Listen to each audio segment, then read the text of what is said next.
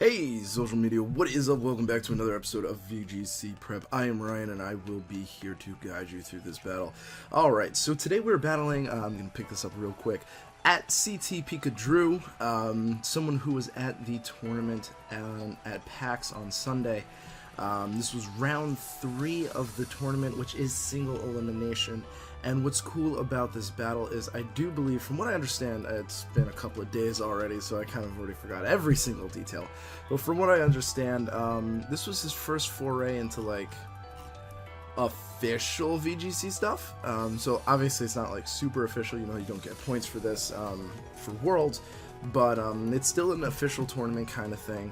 So this is his first foray into that, so he's relatively new, so it was really cool to see him getting this far in the tournament already. I was pretty excited to battle him. Now, he had actually knocked out one of the guys with us, Wild Chase. I think you guys may or may not know him, probably because he's relatively famous. He was with us that weekend, and I believe he knocked him out. So came to me, and of course, what do I see? I see a rain team. Now, my team is relatively adept at handling rain teams. You know, we've got the Gudra, which can do pretty well. The only issue about this team is that while Mega Swampert doesn't necessarily completely obliterate my team, I don't have anything that can really stay in on it if I don't have Trick Room up. Since it's relatively bulky for what it is and relatively fast, and it does have some good strength to it, it does pose a big threat. So once I saw the Mega Swampert, I knew I was going to have to play carefully around it in order to win. So I decided, you know, he's got a rain team. You know, he's got a lot of Swift Swimmers. I believe he had a Ludicolo, I believe, or a Kingdra, one of those two. We'll see it, because he brought it in the next match, I believe. But I saw that, and I was just like, you know what, I have to start off with Cresselia and Kangaskhan, because what are the words I'm trying to get out? I'd push the Fake Out, you know, if he starts off with the Swift Swim. And I'd be able to get a Trick Room up. But unfortunately for me, he does actually start off with Ferrothorn and Mamoswine. So I'm like trying to think, you know, what could be my best play here? I know that the Ferrothorn probably has Iron Iron Barbs and Rocky Helmet. So, and you know, they tend to be a little physical. So what I did is I Helping Hand boosted my Kangaskhan and went for a Fire Punch. Overkill, most definitely, because I one-shot it. I didn't even need anything. I probably did not need the boost. I probably could have just Psychicked into the Mamoswine and just gotten a little bit of chip damage off on that. So that's unfortunate. But, you know, he does go for knockoff with the Mamoswine, and since I am a Cresselia, I do take that relatively well, with more than half to spare. So I'm still in a pretty solid position. Now, he does come in with the Politoed, and what I do here is I go straight for the Hammer Arm on the Mamoswine, hoping to get that +2, and go for Trick Room with my Cresselia, hoping to get that up as well. And I do end up taking out the Mamoswine. Thankfully, I outsped it, so, you know, we're not going to get a double hit into the Cresselia. And he actually goes for Surf here, and while it is in the rain, I'm gonna have to assume that that Politoed did not have that much investment, considering how much it just did. Probably more defensive, so that's, you know, sort of what happened there. So in comes Swampert, and obviously it's gonna be Mega Swampert, but in my mind, I'm thinking, okay, you know, he's not gonna protect first turn, because Swamperts protect generally to get that the speed boost, and the speed boost is not going to help him here. So I go for Helping Hand onto my Kangaskhan to go for a double edge to take out the Swampert. But he does a great job there and just protects right away, and now I'm already down a turn of Trick Room, and it's just not good. Now, neither of my Pokemon will go down this turn, so that's great. I do go for another Helping Hand, because like I said, you know, my team is relatively weak to Swampert, but he gets the double protect. So I don't know if I would have definitely taken it out here. Obviously, Swampert is pretty bulky, but Helping Hand double edge, I'm max attack, I'm adamant. I have a feeling I would have taken it out there. So that was really unfortunate in my on my field, but I do still have 2 Pokemon left.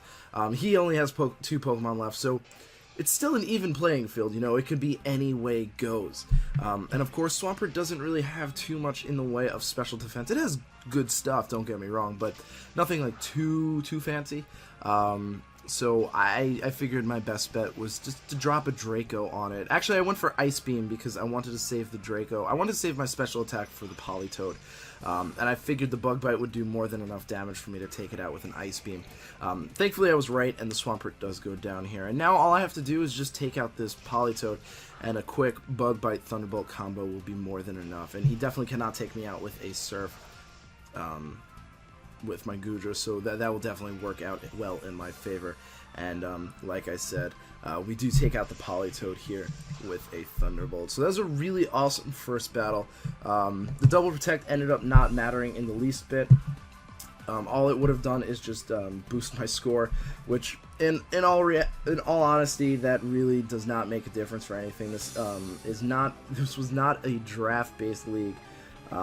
So the amounts of winning does not really count for anything. All that counts is just winning. So for me, you know, I was completely content with that battle. Now I knew I had a way around that Swampert. He was definitely very afraid of that Double Edge, which led me to believe that he was sort of not as bulky as they normally are. So, coming into the second battle, I really like my lead because, you know, it still accounts for all the Swift Swim, accounts for the Mega Swampert, accounts for Kingdra. If he starts off with Ferrothorn and Mamoswine again, you know, we still have a good position. And like I said, you know, Goodra is definitely my dedicated rain counter, so I'm definitely going to be bringing Goodra. And I figured Scissor, you know, just has a really good matchup against his team. So let's get into this. I decided, like I said, to start off again with Kangaskhan and Cresselia. And from here, hopefully we get somewhere, you know. He actually starts off with Politoad and Kingdra, and I'm thinking, okay, Kingdra probably hits a little bit harder than the other Pokemon, right? It's going to be doing some work here. But since there's no Ferrothorn on the field, I'm definitely going to want to go for Trick Room here.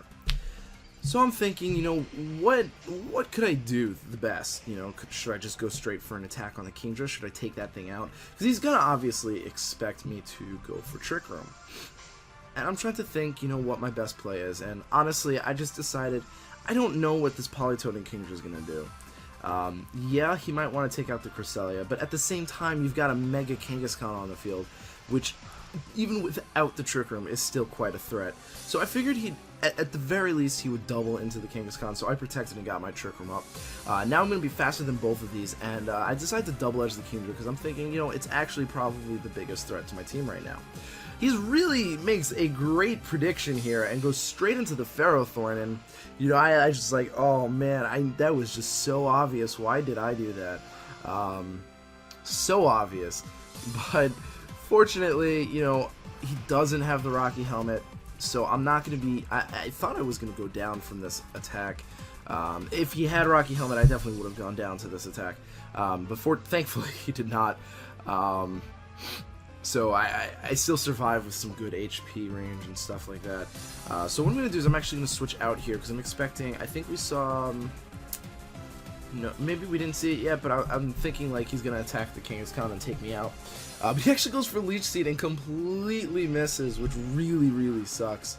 And I just go straight for the Psychic on Politoad, just getting some damage down, chip damage, nothing too special. Nothing, you know, really crazy or anything. I was hoping he'd either go for Power Whip or Leech Seed onto the Kangaskhan so I could switch out into Goodra, but unfortunately he didn't do that.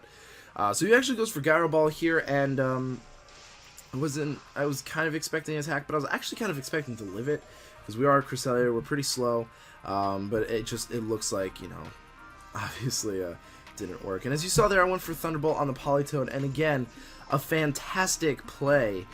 Predicting that and going in. I know it was pretty obvious, but it was still a pretty good play. So he Mega Evolves into Swampert, and you know he knows that I know that Swampert is the biggest threat on the field right now. Because Ferrothorn can't really do very much to me. So what I do is I go for Protect, anticipating him to not go for Earthquake. I was expecting him to go for Waterfall on the Kangaskhan. Which is very unfortunate, and I went for Flamethrower on the Ferrothorn because that would be more than enough to take it out. But again, unfortunately, he made a good prediction. I gotta sneeze. Oh man, excuse me. Oh man, that was really... Whew. So I switch out my Gudra here because obviously, you know, Earthquake's coming. Can't really do very much against it. I could have gone for double protect. I just really felt like that wasn't a good play on my part. Because if he didn't go for that and decided to attack the Scizor, you know, I'd be in a good position. But honestly, at this point, there's really not much I can do. He does protect with the Ferrothorn, but a very simple Earthquake should be more than enough to take out the rest of my Pokemon. And he basically will be. So that's really unfortunate. He predicted pretty much everything I did that battle. So no harm, no foul. He did really good battle there. So yeah, and we're gonna get into that the last battle here. So like I said, it was best 2 out of 3, and single elimination. Which, while it takes shorter, I prefer Swiss because if you make a small mistake, you know, you're not punished as hard. But I guess, you know, it is in limited time. Single elimination definitely makes the most sense. So no real complaints there, you know. So going into the third and final battle, I decide to lead off with Kangaskhan Cresselia again. Like I said, really good combo. It covers pretty much his entire team very well. Excuse me, I'm coming down with a cold and it's not very good. So it covers his team very well, and I figured that was probably my best bet, you know. So he does actually start off with Swampert and Politoed, which I was actually pretty happy about, because I figured Swampert would either protect or go for an Earthquake. Probably not Earthquake because he's got the Politoed on the field. So he predicts me to Double Edge into the Swampert here. And I was debating whether or not I should, because, you know, I wasn't sure if the Swampert was going to go for an attack or not, but, you know, I remembered back to the turn previously where he basically did the same play, and I thought, you know what, I've shown so much that I really dislike Ferrothorn. So what I'm going to do is I'm going to hope that I outspeed the Politoed and just go straight for a Double Edge, and thankfully I actually do. So it was very perfect for me. So now what happens is, well, he just gets a Gyro Ball off on me, and I decide to Ice Beam the Ferrothorn, because Ferrothorn, of course, you know, I need to take out. And he actually forgets to Mega Evolve, which is really unfortunate, because this Waterfall isn't going to really do too much. But then I miss a Hammer Arm, and I definitely would have taken out the Ferrothorn from that range. Very unfortunate that I missed the Hammer Arm. But oh well, you know, things happen. It's not a big deal. So I go for Protect here. I'm expecting an Earthquake or a Waterfall towards the Kangaskhan. He goes for Leech Seed. I avoid, so, you know, hacks for hacks, although a little Leech Seed isn't that big of a deal. Either way, whatever. So he does actually go for the Waterfall here, and I'm just trying to chip this Ferrothorn down. I really need to get it damaged. I really need to. So I go for Psychic onto the Swampert, which is great. Then I go for Hammer Arm onto the Ferrothorn. Now the reason I'm going for Hammer Arm onto the Ferrothorn is quite simply very stupid. I really should not have been attacking the Ferrothorn. The Ferrothorn was not a big threat to me. I should definitely have just tried and taken out the Swampert, but I think what my main concern was that he has Protect, and me attacking into the Swampert is a very obvious play. So I didn't want to, and unfortunately I suffer for that and I lose my Kangaskhan.